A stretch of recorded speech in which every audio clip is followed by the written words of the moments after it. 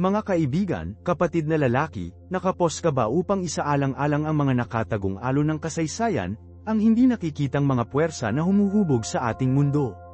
Ngayon, sinisiyasat namin ang isang misteryo na tinakpan ng hula, isang lihim na bamulong sa mga edad ang misteryo ng 4 na mga anghel na nakatali sa Euphrates. Hindi ito isang kwento ng pantasya lamang, ngunit isang malalim na paggalugad ng banal na paghatol, awa, at ang walang tigil na katumpakan ng plano ng Diyos. Ihanda ang inyong sarili, sapagkat malapit na nating alisan ang katotohanan ng isang katotohanan na haamon ang iyong pag-unawa at pukawin ang iyong kaluluwa. Ang mga banal na kasulatan ay nagsasalita ng isang oras kung saan ang 4 na makapangyarihang mga anghel, na nakatali para sa millennia sa Euphrates River, ay ilalabas. Hindi ito ilang apocalyptic fiction, ito ay isang katotohanan na nakilala sa aklat ng Apokalipsis, isang katotohanan na nagsasalita sa pagkalumbay ng paghatol ng Diyos. Ang paghahayag ay nagsasalita tungkol sa isang sakuna na sakuna, isang oras na ang isang ikatlo ng sangkatauhan ay mawawala.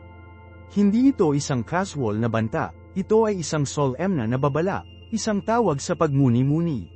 Ngunit sino ang mga anghel na ito? Ang mga ito ay nahulog na mga nilalang, ahente ng kadiliman. Sasabihin ni Marco, hindi. Hindi ito mga demonyo, nahulog mula sa biyaya, ngunit ang mga banal na anghel, mga instrumento ng banal na hustisya, na hinirang ng Diyos mismo. Ang kanilang pagkabilanggo ay hindi isang parusa, ngunit isang banal na inorden na pagpigil, isang pattern na may hawak bago isang mahalagang sandali sa mahusay na disenyo ng Diyos. Isipin ang Jeremias Kapitulo 1 versikulo 5, bago kita nabuo sa sinapupunan ay kilala kita, bago ka ipinanganak ay hiniwalayin kita, hinirang kita bilang isang propeta sa mga bansa. Ang mga anghel na ito, din, ay hinirang, pinili para sa isang tiyak, nakakatakot, ngunit sa huli ay muling pagtubos ng layunin. Bakit ang Euphrates? Hindi ito isang random na pagpipilian. Ang ilog ng Euphrates ay dumadaloy sa mga pahina ng banal na kasulatan mula sa Genesis hanggang sa Pahayag. Ito ay isa sa 4 na ilog na dumadaloy mula sa Hardin ng Eden, isang lugar ng malinis na kagandahan at banal na pagkakaroon. Sa Genesis Kapitulo 15 versikulo 18, minarkahan nito ang hangganan ng lupain na ipinangako kay Abraham, na sumisimbolo sa isang sagrado, banal na inorden na teritoryo. Sa makatuwid, ang Euphrates ay kumakatawan sa simula ng parehong paglikha at isang pangako ng pagpapanumbalik, isang malakas na simbolo ng plano ng Diyos na naglalahad sa buong millennia. Ang pagkabilanggo ng mga anghel na ito sa Euphrates ay hindi di makatwiran, ito ay sinasagisag, isang testamento sa kontrol ng Diyos sa parehong paglikha at paghatol. Ang kanilang misyon ay hindi lamang pagkawasak, ngunit isang kumpleto at perpektong paghuhusga. Ito ay isang paglilinis ng kasamaan, isang kinakailangang hakbang patungo sa isang nabagong paglikha. Hindi sila ahente ng kaguluhan ngunit mga instrumento ng pagkakasunod-sunod, naghahanda ng daan para sa isang bagong bukang liwayway. Alalahanin, kahit sa paghatol, ang awa ng Diyos ay sumisikat. Habang ang isang pangatlo ng sangkatauhan ay aalisin, ang 2 katlo ay mananatili. Maaaring puksain ng Diyos ang lahat ng sangkatauhan, ngunit pinipili niya ang awa, na pinapanatili ang isang nalalabi para sa kanyang kaharian sa hinaharap. At ang tiyempo, tumpak. Ang mga anghel na ito ay hindi pinakawalan ng walang tigil, ang kanilang pagpapalaya ay nakatakda para sa isang eksaktong oras, araw, buwan, at taon. Hindi ito kaguluhan sa kaguluhan, ito ang masusing katumpakan ng isang banal na orasan, isang testamento sa ganap na kontrol ng Diyos sa paglipas ng panahon at mga kaganapan. Binibigyang diin ito ang kahalagahan ng pagbabantay at paghahanda sa espiritu. Dapat maging handa tayo. Ito ay hindi lamang isang kwento ng paghuhusga, ito ay isang salaysay ng pagpapanumbalik. Ang mga anghel, na nakalink sa cherubim na nagbabantay sa puno ng buhay sa Eden, isang puno na natubig ng mismong Euphrates kung saan sila ay nakatali ngayon sa huli ay ihahanda ang lupa para sa pagbabalik ng tinubos na sangkatauhan sa walang hanggang kaluwalhatian. Ang kanilang gawain ay upang linisin ang lupa, upang alisin ang katiwalian at paghihimagsik na naganap ito ng napakatagal, na nililinis ang daan para sa isang bagong Eden. Ang kanilang gawain ay isa sa paglilinis, na naglalagay ng landas para sa isang nabagong mundo. Ang pagpapakawala ng mga anghel na ito ay hindi ang wakas, ngunit isang punto ng pag-on, isang kritikal na juncture sa patuloy na drama ng plano ng Diyos. Ang susunod na bahagi ng aming paglalakbay ay galugarin ang masalimuot na ugnayan sa pagitan ng pagkabilanggo ng mga anghel at mga hula na nakapalibot sa Antikristo. Maraming mga iskolar ang gumuhit ng pagkakatulad sa pagitan ng pagpapalaya ng mga nakatali na anghel na ito at ang pagtaas ng isang malakas, mapanlinlang na figura na naghahanap ng autoridad ng Diyos.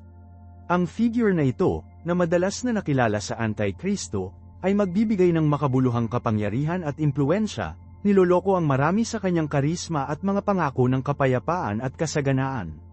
Sa makatuwid, ang tiyempo ng paglabas ng mga anghel, sa makatuwid, ay maaaring masalimuot na may ugnay sa paglitaw ng mapanlinlang na puwersa na ito. Ang Chaos Unleashed ay maaaring maging instrumento sa paglikha ng klima ng takot at desperasyon na kinakailangan para sa pagtaas ng kapangyarihan ng Antikristo. Mag-isip tungkol sa mga kondisyon ng lipunan na madalas na nauna sa pagtaas ng mga diktador kawalang tatag, malawakang pagdurusa, isang pagnanasa para sa malakas na pamumuno. Ang pagpapakawala ng mga anghel ay maaaring maging catalysta na nag-aapoy sa mga kondisyong ito, na naglalagay ng daan para sa paghahari ng terorismo ng Antikristo. Ngunit dapat nating tandaan, ang aking mga kaibigan, na kahit na sa loob ng nakasisindak na sitwasyong ito, ang soberanya ng Diyos ay nananatiling ganap. Ang mga aksyon ng Antikristo ay hindi nasa labas ng plano ng Diyos, ang mga ito ay, sa isang baluktot na paraan, bahagi nito. Isipin ito bilang isang laro ng chess, isang komplikadong diskarte kung saan ang tila nakapipinsalang mga galaw ay sa huli ay bahagi ng isang mas malaki, banal na orkestra na tagumpay. Ang pagtaas ng Antikristo ay hindi isang indikasyon ng kabiguan ng Diyos, ngunit sa halip isang kinakailangang yugto sa paglalahad ng kanyang tunay na tagumpay. Ang kanyang panlilinlang, kahit na makapangyarihan, sa huli ay malantad. Ang kanyang kapangyarihan, kahit na napakalawak, ay masira. Isaalang-alang ang aklat ng pahayag, partikular na kabanata 13, na naglalarawan sa paghahari ng Antikristo sa matingkad na detalye. Ang hayop na tumataas mula sa dagat, ang maling propeta na nagsasagawa ng mga himala, ang marka ng hayop, ang lahat ng mga elementong ito ay nagpinta ng larawan ng panlilinlang at pang-aapi sa isang walang uliran na sukat. Ngunit kahit na sa loob ng nakasisindak na tanawin na ito, mayroong isang thread ng pag-asa. Ang tapat, ang mga mananatiling matatag sa kanilang pananampalataya, ay magtitiis. Susubukan ng kanilang tiyaga, hinamon ang kanilang katapatan, ngunit ang kanilang tunay na gantimpala ay isang pangako ng buhay na walang hanggan sa kaharian ng Diyos. Sa makatuwid, ang pagpapakawala ng mga anghel, sa makatuwid, ay hindi lamang isang prelude sa pagtaas ng Antikristo, ito ay isang catalysta para sa parehong paghuhusga at pagtubos. Ito ay isang mahalagang sandali kung saan ang mga puwersa ng kadiliman ay pinakawalan, ngunit sa parehong oras, ito ay isang sandali na ang tapat ay tinawag upang ipakita ang kanilang hindi matatag na debosyon. Ito ay isang crucible na magpino at linisin, na naghihiwalay sa trigo mula sa chaff. Ang panahong ito ng pagdurusa ay magiging isang oras ng napakalawak na pagdurusa, ngunit magiging oras din ito ng walang cap-oras na espiritual na paglaki. Nasa apoy ng kahirapan na ang pananampalataya ay tunay na nasubak at pinalakas. At tandaan, ang pangako ng pangwakas na tagumpay ng Diyos ay nananatiling hindi nagbabago. Ang kanyang plano, kahit na komplikado at madalas na tila magkakasalungat, ay sa huli ay isa sa pag-ibig, pagtubos, at pagpapanumbalik. Ang mismong kilos ng pagbubuklod ng mga anghel na ito, at ang panghuling tiyempo ng kanilang paglaya, ay nagpapakita ng isang banal na katumpakan na nagsisiguro sa atin ng kanyang kumpletong kontrol at walang tigil na pag-ibig. Ang mga darating na kaganapan, kahit na nakakatakot, ay hindi di makatwiran, ang mga ito ay bahagi ng isang mas malaking plano, isang plano na sa huli ay haantong sa pagtatagumpay ng mabuti sa kasamaan, at ang pagpapanumbalik ng lahat ng mga bagay. Ang susunod na hakbang sa aming paggalugad ay makikita sa ang mga tiyak na hula na nakapaligid sa 7 trumpeta ng paghahayag. Ang mga trumpeta na ito, na inilarawan sa mga kabanata 8 at 9, ay nagbigay ng serye ng mga nagwawasak na salot at paghatol na pinakawalan sa mundo. Ang bawat pagsabog ng trumpeta ay nagpapahiwatig ng isang makabuluhang kaganapan, isang serye ng mga cascading series ng mga kalamidad na iling ang mismong mga pundasyon ng mundo. Susuriin namin ang bawat trumpeta ng paisa-isa, ginalugad ang mga potensyal na simbolikong kahulugan at ang kanilang mga implikasyon para sa mga hindi nagbubukas na mga kaganapan. Ang unang 4 na trumpeta, halimbawa, ay naglalarawan ng mga natural na sakuna sa isang walang uliran na sukat, ulan at apoy, isang nasusunog na bundok na bumulusok sa dagat, isang madilim na kalangitan, at isang mapait na dagat. Ang mga ito ay hindi lamang mga paglalarawan ng metaphorical, iminumungkahi nila ang isang malalim na pagkagambala ng likas na pagkakasunod-sunod, isang cataclysmic kaguluhan na muling magbabago ng tanawin ng mundo. Mag-isip tungkol sa mga implikasyon ng naturang mga kaganapan. Ang pagkagambala ng agrikultura, ang pagkawasak ng mga pamayanan sa baybayin, ang malawakang pagdurusa at kaguluhan nito lamang ang mga pagsisimula ng pagdurusa. Ngunit ang mga ito ay hindi mga random na kilos ng Diyos, ang mga ito ay mga paghuhusga, na idinisenyo upang pukawin ang sangkatauhan sa grabidad ng mga kasalanan nito, upang iling ang mga tao mula sa kanilang kasiyahan at kawalang interes. Ang mga ito ay mga tawag sa pagsisisi, mga pagkakataon para sa pagbabalik sa Diyos. Ang 5 at 6 na mga trumpeta ay nagpapakilala ng isang mas direktang pag-atake sa sangkatauhan. Ang 5 trumpeta ay naglalabas ng isang pulutong ng mga balang, na inilarawan bilang mga nilalang ng napakalawak na kapangyarihan ng mapanirang, pagpapahirap sa sangkatauhan sa loob ng 5 buwan. Ang imahe ay chilling, na nagmumungkahi ng isang panahon ng walang tigil na pagdurusa, na sumusubok sa mga limitasyon ng pagbabata ng tao. Ang 6 na trumpeta ay nagdadala ng isang hukbo ng kawal, isang malawak na sangkawan ng mga mandirigma na nakasakay sa labas ng kailaliman, na nasasaktan sa lupa. Ito ay nagpapahiwatig ng isang panahon ng matinding salungatan, ng digmaan at karahasan sa isang scale na hindi pa nasaksihan. Ang imahinasyon ay nagsasalita sa kalaliman ng pagkalumbay ng tao, ang kapasidad para sa kalupitan at pagkawasak na nasa loob ng puso ng tao. Ang mga trumpeta na ito, gayunpaman, ay hindi lamang mga instrumento ng pagkawasak, ang mga ito ay mga instrumento din ng paglilinis. Ang mga ito ay dinisenyo upang paghiwalayin ang trigo mula sa chaff, upang ilantad ang pagkukunwari at ang mga kasinungalingan na sumasaklaw sa mundo. Ang pagdurusa ay isang panahon ng pagpipino, isang oras na nasubak ang tapat at ang kanilang pananampalataya ay pinalakas. Ito ay isang crucible, isang nagniningas na hurno na naghihiwalay sa tunay mula sa pekeng, na nakatuon mula sa kaswol. Ang mga nakaligtas, ang mga nagtitiis sa panahong ito ng napakalawak na pagdurusa, ay lilito ng mas malakas, ang kanilang pananampalataya na hinuhusay sa apoy ng kahirapan. Sila ay magiging mga saksi sa kapangyarihan ng Diyos, ang kanilang buhay ay isang testamento sa kanyang walang tigil na pag-ibig at proteksyon. Kailangan nating maunawaan na ang mga kaganapang ito ay hindi inilaan upang itanim ang takot, ngunit upang palakasin ang ating paglutas, upang palalimin ang ating pananampalataya, at ihanda tayo sa tunay na tagumpay ng kaharian ng Diyos. Ang mga trumpeta ay isang tawag sa pagbabantay, isang tawag sa pagsisisi, at isang tawag sa walang tigil na pananampalataya. Ang aming pag-aaral sa mga hula na ito ay makakatulong sa amin na makilala ang mga palatandaan ng mga oras, upang maunawaan ang konteksto ng mga kaganapang ito at ihanda ang ating sarili sa espiritual para sa kung ano ang nasa unahan. Ang susunod na hakbang sa aming paglalakbay ay upang suriin ang 7 trumpeta. Ang pagsabog ng trumpeta na ito ay nagmamarka ng isang mahalagang sandali, isang pagtatapos ng mga naunang paghuhusga. Ipinapahiwatig nito ang pangwakas at mapagpasyang interbensyon ng Diyos, ang pangwakas na gawa ng paghuhusga na nagdudulot ng pagdurusa sa rurok nito.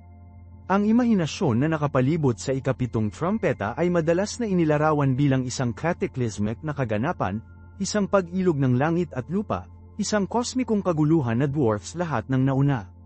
Isipin ang kapangyarihan na ipinahiwatig hindi lamang ang pagkawasak ng mga lungsod o bansa, ngunit isang pag-ilog ng mismong mga pundasyon ng paglikha mismo. Ito ay nagpapahiwatig hindi lamang sa pisikal na kaguluhan, ngunit isang malalim na espiritual na paglilipat, isang realignment ng cosmos ayon sa banal na kautusan ng Diyos.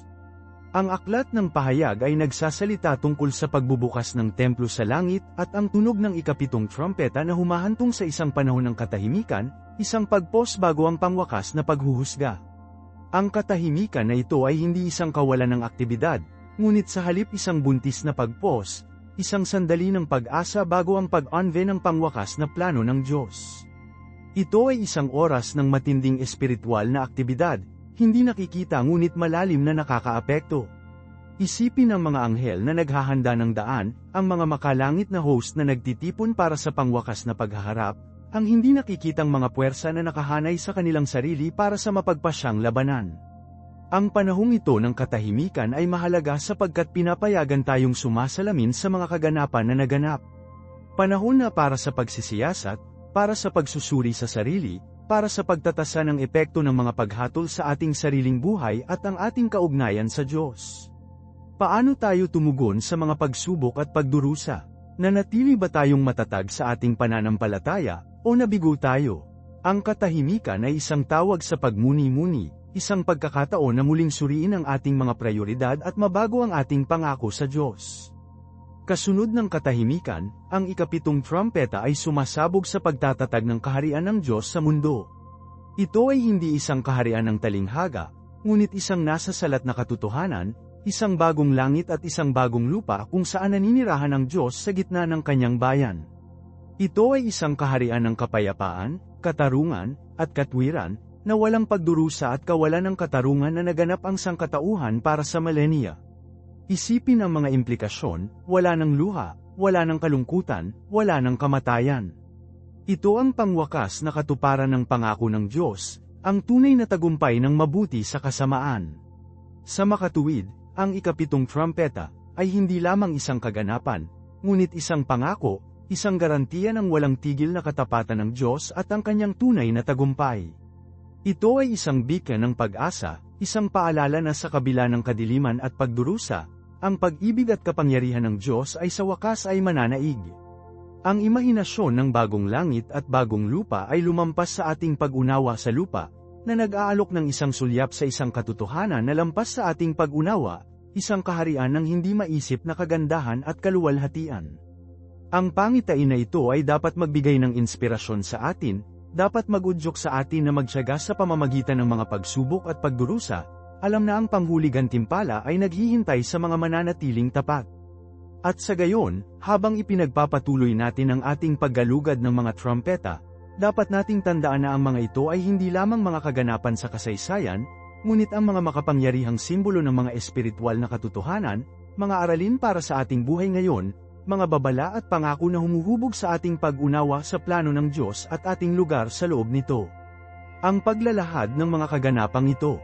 Ang paglalahad ng mga kaganapang ito, lalo na ang katahimikan kasunod ng ika-6 na trumpeta, ay hinihingi ang maingat na pagsasaalang-alang.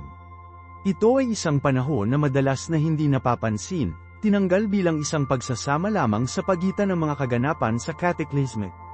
Ngunit naniniwala ako na may hawak na susi sa pag-unawa sa mas malalim na espiritual na kahalagahan ng buong salaysay ng apokaliptik. Isipin ito bilang isang banal na orkestra na pagpos, isang sandali ng paghinga bago ang panghuling crescendo. Isaalang-alang ang karanasan ng tao. Madalas kaming nagmamadali sa buhay, nahuli sa buhawi ng aktibidad, bihirang maglaan ng oras para sa introspection. Kami ay binomba ng impormasyon, abala, at hinihingi, nag-iiwan ng maliit na silid para sa tahimik na pagmuni-muni. Gayunpaman, sa mga sandaling ito ng katahimikan, ang mga panahong ito ng tahimik na pagmumuni-muni, na tunay na kumonekta tayo sa ating sarili, sa iba, at sa banal. Ang katahimikan pagkatapos ng ika-6 na trumpeta ay sumasalamin sa pangangailangan na ito para sa introspection sa isang cosmic scale. Ito ay oras para sa sangkatauhan at sa katunayan, lahat ng nilikha upang mag-grapple ng malalim na mga pagbabago na naganap. Ang mga paghatol ay bumagsak, ang lupa ay inalag sa core nito. Ano ang natitira? Anong mga aralin ang natutunan? Hindi ito isang pasibo na katahimikan. Ito ay isang aktibong katahimikan, isang oras ng matinding espiritual na aktibidad, kahit na hindi nakikita ng mga mata ng tao. Isipin ang mga anghel na maingat na naghahanda ng daan para sa bagong nilikha, ang masalimuot na paghabi ng isang bagong langit at isang bagong lupa. Isipin ang mga kaluluwa na dumaan sa mga pagsubok, na ngayon ay nalinis at naghanda para sa kanilang walang hanggang tahanan. Ang katahimikan ay isang krus, nakakatakot na mga kaluluwa sa isang estado ng kahandaan para sa darating na kaluwalhatian. Ito ay oras ng banal na pagpapanumbalik, isang panahon ng pagpapagaling at pag-update, hindi lamang para sa mga individual, kundi para sa buong cosmos. Tandaan ang talinghaga ng The Sower. Ang binhi ay kumakatawan sa salita ng Diyos, at ang iba't ibang uri ng lupa ay kumakatawan sa iba't ibang mga tugon ng mga puso ng tao. Ang ilang mga puso, tulad ng mabato na lupa, ay mabilis na yakapin ang salita ngunit kulang ang lalim upang matiis ang mga pagsubok. Ang iba pa, na pinupukaw ng mga damo ng makamundong mga alalahanin, ay nabigo na magbunga. Ngunit ang mabuting lupa, na kumakatawan sa mga malulubhang puso, ay gumagawa ng isang napakaraming ani. Ang katahimikan na ito pagkatapos ng ika-6 na trumpeta ay isang pagkakataon para sa mabuting lupa na umunlad, upang palalimin ang mga ugat nito, upang maghanda para sa kasaganaan ng pag-aani na susundan ang ika-7 trumpeta. Panahon na para sa mga nagtitiyaga na palakasin ang kanilang pananampalataya, palalimin ang kanilang pag-unawa sa pag-ibig ng Diyos, at ihanda ang kanilang sarili para sa mga kaluwalhatian ng bagong nilikha. Ang katahimikan ay oras din ng pagbibilang.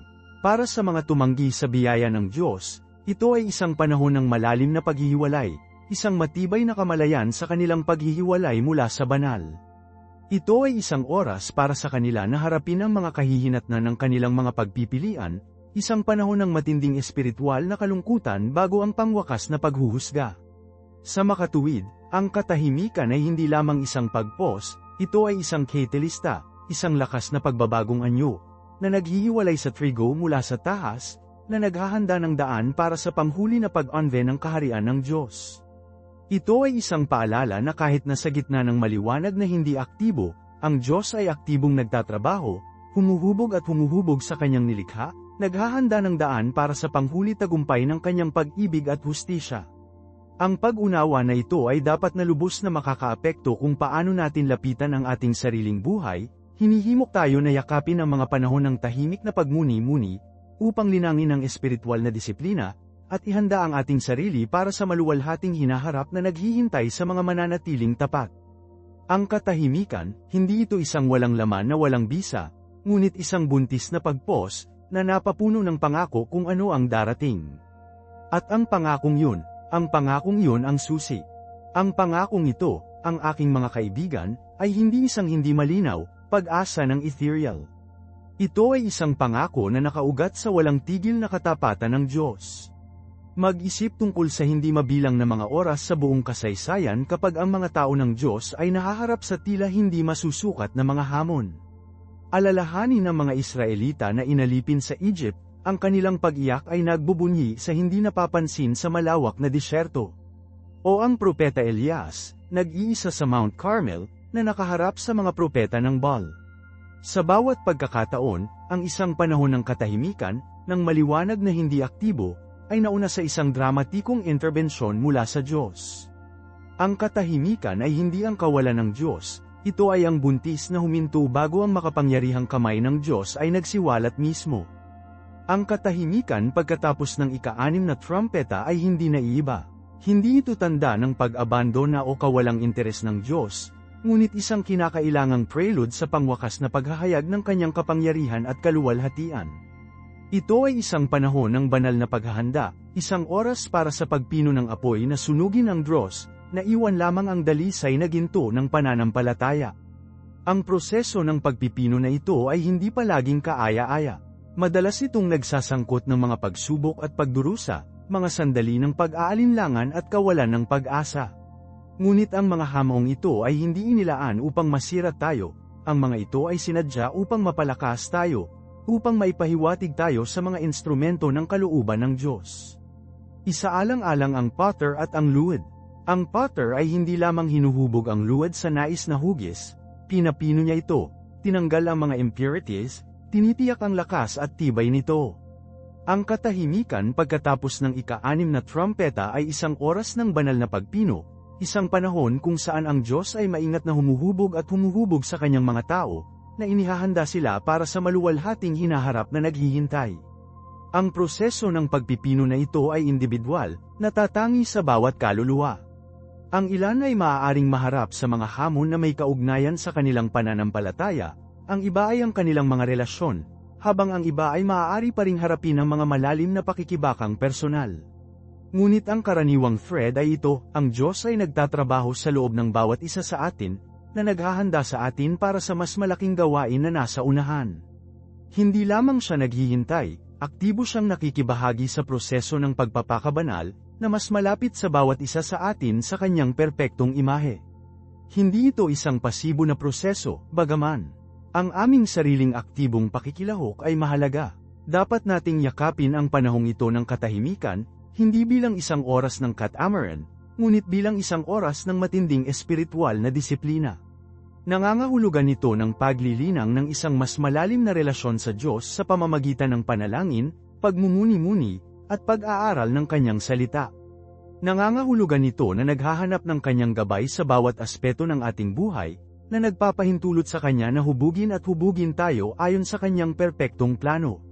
Nangangahulugan ito na naghahanap ng pakikisama sa ibang mga mananampalataya, pagsuporta sa isa't isa at pagguhit ng lakas mula sa aming ibinahaging pananampalataya.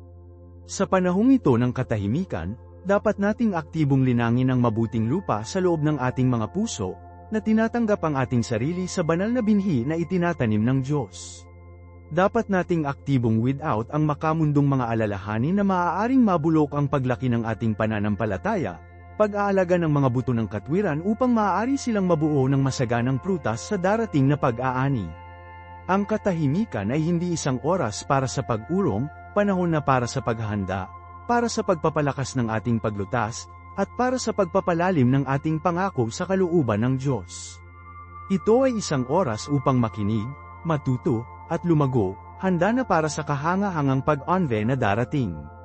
Ang katahimikan, ito ay bumubulong sa isang hinaharap na lampas sa ating pag-unawa, isang hinaharap na napuno ng pangako ng walang tigil na pag-ibig ng Diyos at walang hanggan na awa.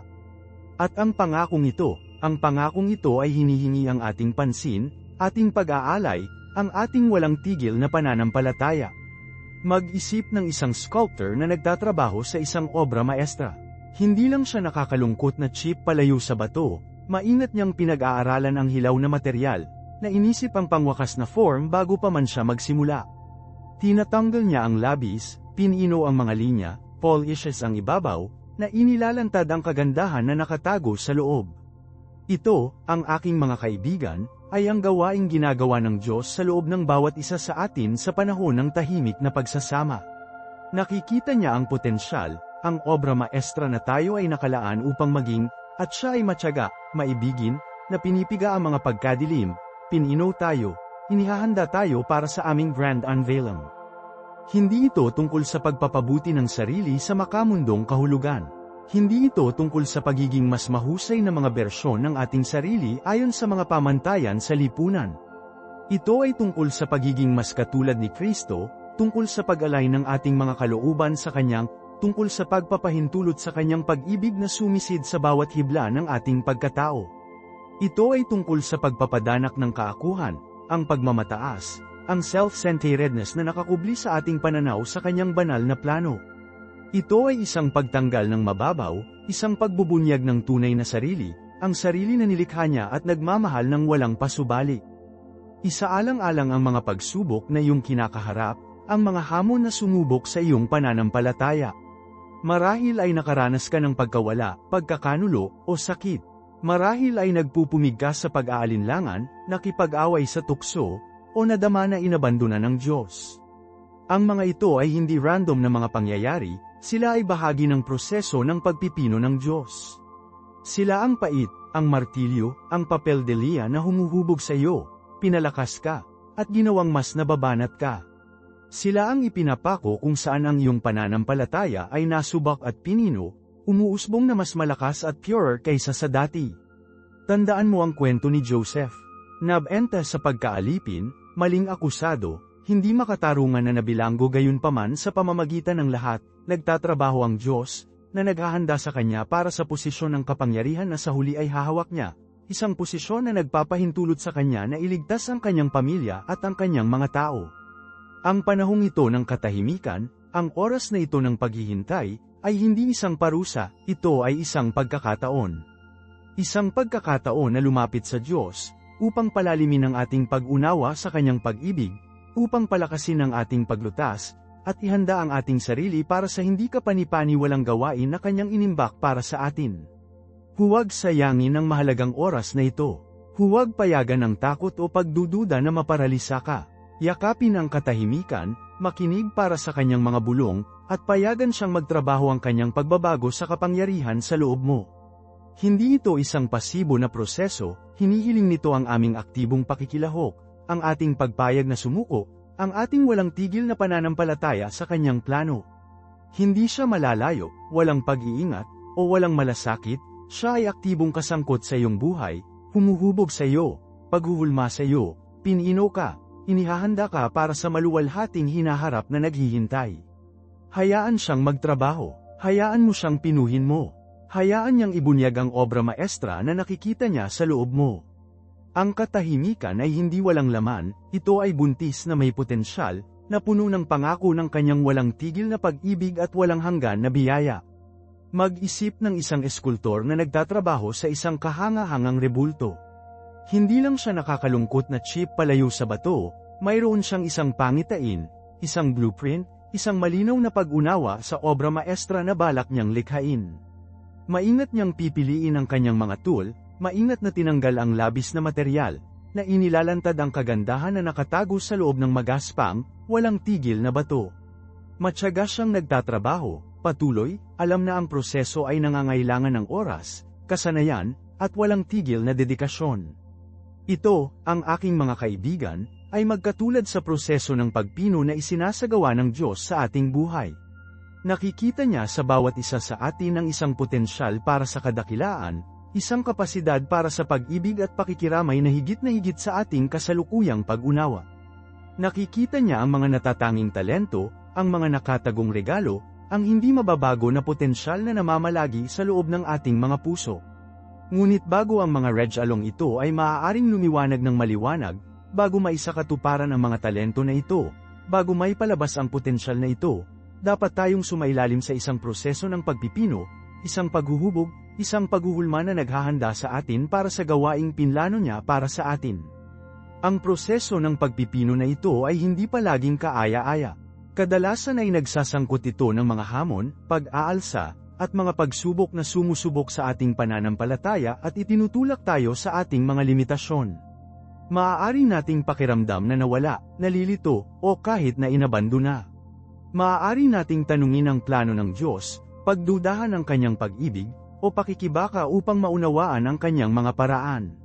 Ngunit tiyak sa mga sandaling ito ng kadiliman, sa mga oras na ito ng kawalan ng katiyakan, na ang Kanyang pagbabagong anyo ay pinakamaliwanag. Ito ay sa crucible ng kahirapan na ang ating pananampalataya ay nasubok, ang ating pagkatao ay pinalakas, at ang ating pagiging matatag ay hinuhulaan. Isaalang-alang ang potter na humuhubog ng luwad sa isang gulong. Ang luwad ay una na walang anyo, walang hugis, kulang sa kahulugan. Ngunit sa pamamagitan ng mga bihasang kamay ng potter, nabago ito sa isang sisidlan ng kagandahan at layunin. Ang potter ay hindi pinipilit ang luwad, nagtatrabaho siya dito, matiyag ang gabayan nito, hinuhubog ito hanggang sa makamit nito ang inilaan nitong form. Katulad nito, ang Diyos ay nakikipagtulungan sa atin, hindi laban sa atin. Dahan-daang ginagabayan niya tayo, matiyag ang itinuwid tayo, maibiging hinuhubog tayo sa imahe na nais niya. Hindi niya tayo sinisira, pinino niya tayo. Ang prosesong ito ng pagpipino ay isang panghabambuhay na paglalakbay, isang tuloy-tuloy na paglalahad ng aming potensyal. Hindi ito patutunguhan ngunit isang landas, isang pabago-bagong proseso ng paglaki at pagbabagong anyo. Ang bawat hamon na kinakaharap natin, ang bawat pagsubok na ating napagtagumpayan, ay nagpapalapit sa atin sa obra maestra na inisip niya. Ang bawat kilos ng pagsuko, bawat sandali ng pananampalataya, ay nagpapalakas sa ating koneksyon sa Kanya at pinalalalim ang ating pag-unawa sa Kanyang pag-ibig. Kaya yakapin ang paglalakbay, aking mga kaibigan. Yakapin ang mga hamon, mga pag-aalsa, ang mga sandali ng pag-aalinlangan. Sapagkat ito ay sa mga sandaling ito na ang Diyos ay pinakaaktibo sa trabaho, na humuhubog sa iyo, hinuhubog ka, pinino ka, inihahanda ka para sa maluwalhating kapalaran na kanyang pinlano para sa iyo. Magtiwala sa kanyang plano, magtiwala sa kanyang proseso, at payagan siyang magtrabaho ang kanyang pagbabago sa kapangyarihan sa loob mo. Ang katahimikan ay hindi walang laman, ito ay isang santuaryo kung saan ang Diyos ay tahimik na nagtatrabaho, naghahanda sa iyo para sa grand unveiling. Tandaan mo ang kwento ni Joseph. Nabenta sa pagkaalipin ng kanyang sariling mga kapatid, maling akusado, hindi makatarungan na nabilanggo gayunpaman sa pamamagitan ng lahat, ang kanyang pananampalataya ay nanatiling walang tigil. Hindi niya naintindihan ang plano ng Diyos, ang tila walang katapusang string ng mga kasawian.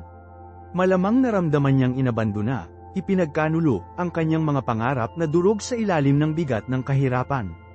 Ngunit tingnan ang kinalabasan, ang kanyang mga pagsubok, ang kanyang pagdurusa, ang kanyang tila walang katapusang panahon ng pagpipino, sa huli ay naghanda sa kanya para sa isang posisyon ng napakalawak na kapangyarihan at impluwensya sa Egypt. Siya ay naging isang tagapagligtas, hindi lamang para sa kanyang pamilya kundi para sa isang buong bansa, na pinapanatili ang mga ito mula sa taggutom. Ang kanyang kwento ay isang testamento sa pagbabago ng kapangyarihan ng proseso ng pagpipino ng Diyos. Ipinapakita nito sa amin na kahit na sa pinakamadilim na mga oras, kahit na naramdaman natin ang pinakanawala at nag-iisa, ang Diyos ay nagtatrabaho sa likod ng mga eksena, humuhubog sa atin, hinuhubog tayo, naghahanda sa atin para sa isang hinaharap na lampas sa ating mga ligaw na imahinasyon. Mag-isip tungkol sa isang brilyante. Bago ito maging nakasisilaw na gemstone na hinahangaan namin, ito ay isang magaspang, hindi pinong piraso ng carbon, inilibing ng malalim sa loob ng lupa. Sumailalim ito sa napakalawak na presyon, matinding init, isang proseso ng pagpipino na tumatagal ng milyon-milyong taon. Ngunit ito ang napakaprosesong ito na nagbabago sa isang bagay na kat-anji-tangi, isang bagay na mahalaga, isang bagay na kumikislap na may isang panloob na ilaw. Ang ating buhay ay pareho. Ang mga panggigipit na kinakaharap natin, ang mga hamon na ating napagtagumpayan, ang mga pagsubok na tinitiis natin, ito ang mga puwersa na humuhubog sa atin, pinuhin tayo, polish tayo hanggang sa lumiwanag tayo sa nagliliwanag na ilaw ng pag-ibig ng Diyos. At ang proseso ng pagpipino na ito ay hindi lamang tungkol sa pag-alis ng mga impurities, ito rin ay tungkol sa pagpapahusay ng aming mga lakas, pagbuo ng aming mga talento, at pag-alis ng mga natatanging regalo na nakasalalay sa loob natin. Mag-isip ng isang sculptor na nagtatrabaho sa isang piraso ng marmol. Hindi lamang siya maliit na layo sa labis, maingat niyang inihayag ang kagandahan na mayroon na nagdadala ng form na palaging inilaan. Ganoon din ang ginagawa ng Diyos para sa atin. Nakikita niya ang obra maestra na balak niyang likhain, ang natatanging kagandahan na pinagtagpi niya sa ating pagkatao, at matiyag ang nagtatrabaho siya upang ipakita ito, upang may palabas ito, upang payagan itong lumiwanag. Kaya paano natin may navigate ang prosesong ito ng pagpipino? Paano natin matiis ang mga hamon, yakapin ang mga pag-aalsa, at tiwala sa plano ng Diyos kapag hindi natin makita ang wakas? Ang sagot, aking mga kaibigan, ay namamalagi sa pananampalataya, pagsuko, at tiyaga. Ang pananampalataya ay ang walang tigil na paniniwala na kahit sa gitna ng kaguluhan, ang Diyos ay nasa kontrol. Ang pagsuko ay ang pagpayag na palayain ang ating sariling mga plano at tiwala sa Kanya. At ang tiyaga ay ang lakas upang magpatuloy, kahit na sa tingin natin ay sumusuko. Ang tatlong mga katangian na ito ay mahahalagang tool sa aming paglalakbay ng pagpipino. Ang mga ito ang kompas na gumagabay sa atin sa kadiliman, ang lakas na nagpapanatili sa atin sa pamamagitan ng mga pagsubok, at ang pag-asa na nagpapanatili sa atin na sumulong. Tandaan, ang katahimikan ay hindi walang laman, ito ay ang pagawaan ng Diyos, kung saan siya ay tahimik na nagtatrabaho, matiyag ang humuhubog at pinino ka sa obra maestra na sinadya mong maging. Yakapin ang proseso, yakapin ang katahimikan, yakapin ang pagbabagong anyo. Mas malalim tayo sa tatlong mahahalagang katangian, pananampalataya, surrender, at pagtitiyaga. Ang pananampalataya ay hindi bulag na optimismo, ito ay isang tiwala na tiwala sa pagkatao ng Diyos, kahit na ang mga pangyayari ay tila malabo. Naniniwala ito sa kanyang mga pangako, kahit na hindi natin nakikita ang agarang katuparan. Isipin si Joseph, na ibinebenta sa pagkaalipin ng kanyang mga kapatid, hindi makatarungan na nabilanggo, Gayunpaman siya ay nanatiling tapat, alam na ang Diyos ay kasama niya, na hinuhubog ang kanyang mga karanasan para sa isang mas malaking layunin. Ang kanyang walang tigil na pananampalataya sa huli ay humantong sa kanya sa isang posisyon ng kapangyarihan, kung saan na-save niya ang kanyang pamilya at isang bansa mula sa gutom. Ang kanyang kwento ay hindi isang engkanto, ito ay isang malakas na paglalarawan ng pananampalataya sa pagkilos. Ang pagsuko, madalas na hindi pagkakaunawaan, ay hindi tungkol sa pagsuko o pagiging pasibo.